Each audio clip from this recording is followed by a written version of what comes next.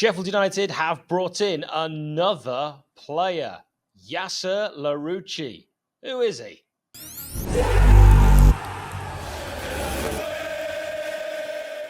Yasser Larouci has joined Sheffield United. It is a really exciting signing, a 22-year-old left back, left wing back, or left winger. He's naturally, unsurprisingly then, left-footed. He's 5'9", the perfect height for a man. He's French, but was actually born in Algeria, or on this channel, as we call it, Algeria, near the Tunisian border. But he's now a French under-21 international. He is as fast as a fast thing. He is good with a cross, decent in the tackle, good dribbler with good anticipation for where the ball will land. Bit of a flair player as well. When was the last time we saw a fullback who got you off your feet with a little bit of flair? We've seen plenty, of course, over the years. The first one I always think of, though, is 𝗍𝗶𝗶𝗶𝗂𝗂𝗂. Maybe a left-sided Vas. That would be welcome. That would be very, very exciting. I'm not for 1 second, though, saying that Larouci is going to be exactly in that mould, because other areas aren't quite the same. But I know that this kid, from what I've seen, and there's quite a bit out there, and I do suggest you try and look up some of his highlights because they're very, very exciting.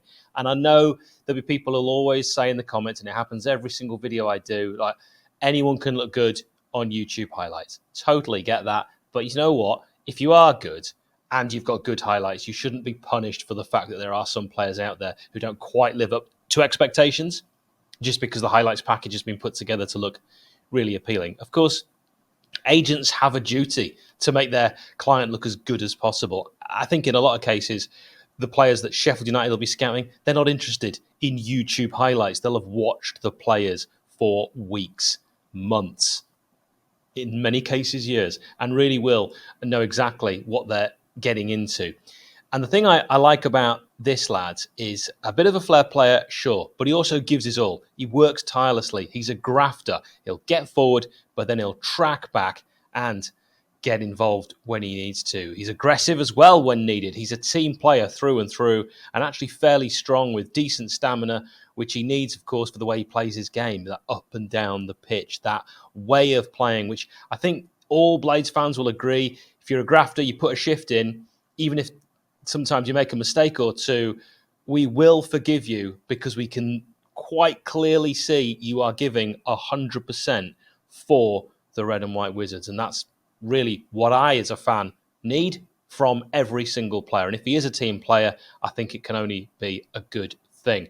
So decent stamina, always useful for that kind of position. I think wing-back is possibly one of the sweatiest positions on the pitch. Is he the finished article? Absolutely not. He'll put a shift in, show moments of sheer class, and I think we'll be amazed at audacious things from a defender. But he isn't a classic fullback in the mould of like a stopper who'll go through a player to get the ball. He might have moments when he does that, but those days of a player who plays in a fullback position just doing that, I think are thankfully behind us. You won't get far if that's all you've got to your game, certainly not in the upper echelons of football. Julian Dix, I think he played at the right time. It's probably fair to say, although in fairness to Julian Dix, had a fantastic penalty and free kick on him. But I think Yasser is a slightly different mould to that. Of course, with Sheffield United, he'd be playing left wing back rather than left back. But there will be times, I'm sure, when we have to shift. Maybe we go down to 10 men and 𝗍𝗶𝗶𝗂𝗂𝗏 wants to go to a back four. And it's good to know you've got that option in there. Of course, 𝗍𝗶𝗶𝗂𝗏 loves a utilised player that can be a utility player, I could say, but a player with a number of options for where they can play, and you can utilise them in a number of positions, like Ben Osborne, for example. That's why he's kept him around. I've now watched a number of Yasser's games alongside highlight reels and clips. He's going to be someone that I think fans will either adore, like a fan's favourite, edge-of-your-seat type player. He might infuriate others. Just as I say, he's not a traditional defender. Personally, he looks like my kind of player. This kid is an entertainer, probably born to be a tricky winger, but converted into a defender. He's got those winger's attributes, and it looks like he's added tackling to those already present in his arsenal. Yasser began his professional career with the famed Le Havre setup. They've produced some top players over the years, and Liverpool have ruined many of them. Anthony Natalik, 𝗍𝗓, anyone? Yasser, he was the captain of the Le Havre under 17 side. So one of the things I already look for when I read things like that is leadership abilities tick. That's another good string to add to the bow. He was brave in terms of his career because he rejected a contract offer to remain with Le Havre and chanced his arm at getting a top European side. It worked, and he joined, who else? Liverpool in November 2017. It was at Liverpool where he was retrained as an attacking fullback after arriving as an out-and-out winger. I think when you're young and you play on the wing and you've got pace, you can definitely catch the eye of a number of scouts. But Liverpool saw there was going to be more to his game, and perhaps they thought back then more chance of him pushing for the first team and being more useful to them as a defender. Larouci helped Liverpool win a fourth FA Youth Cup back in 2019 after defeating Manchester City on penalties in the final. And he would often train with the first team, played some friendlies with the first team, but would have to wait for his debut. That came on the 5th of January 2020 in an FA Cup third-round match against Everton. He replaced an injured James Milner. That must have been one of the youngest replacing one of the oldest. In total, he ended up making 2 appearances for Liverpool's first team in 4 years, both FA Cup fixtures against Everton, as I've just mentioned, and Shrewsbury Town.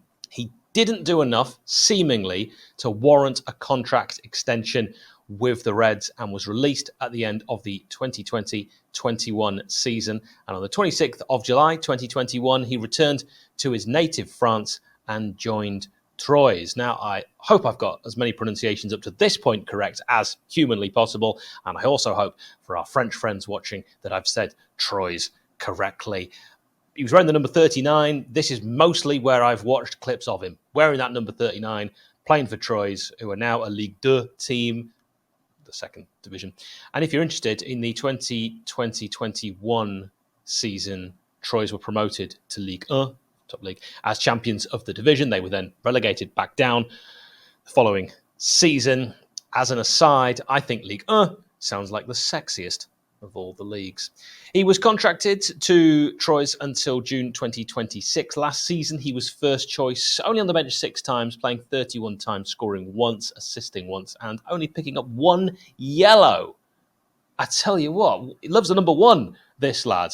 So that's impressive because I've already mentioned the fact he does like to get involved, get stuck in, and it can be quite aggressive. Only picking up 1 yellow, maybe that's a sign of the standard of refereeing. Maybe they're a bit more lenient in League.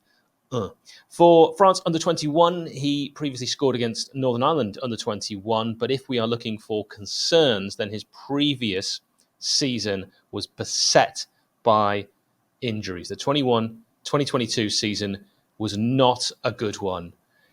It was knee problem, then a hip flexor issue that really ruined the league season. And that year, you can almost write it off. He only started twice and was injured for so many games.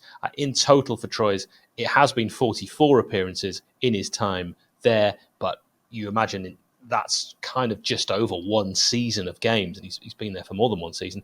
Interestingly, in his career, he's played 44 times at left back, 22 times as a left winger, 7 times he's played as a right winger, so you can imagine the cutting in on the left foot could really be something that he's strong at there. I don't think we'll ever see him play for Sheffield United as a right winger. He has played once at right back. We've seen before how Sheffield United have had to shift right backs to left wing back, so George Bulldog Bogle, for example. And wait for it, he has played once as a striker. Hashtag versatile. This player could be one we talk about for a long time. Or he won't be. What do I know? I'm just an idiot on the internet. Let me know your thoughts. How do you feel about this signing as he's initially part of the Blades setup? We'll have to see longer term what happens with Yasser Larouci. But for now, he's part of the Blades setup. I'm personally excited. It gives us options on that left-hand side. And apart from Max Lowe, everyone will be welcoming this. Now, I'm sure Max will as well. And you know what? It's good to have depth in your position. Max will be looking over his shoulder and possibly wanting to play even better. I wish everyone involved the very, very best of luck. Let's see how this guy gets on. And welcome to Bramall Lane.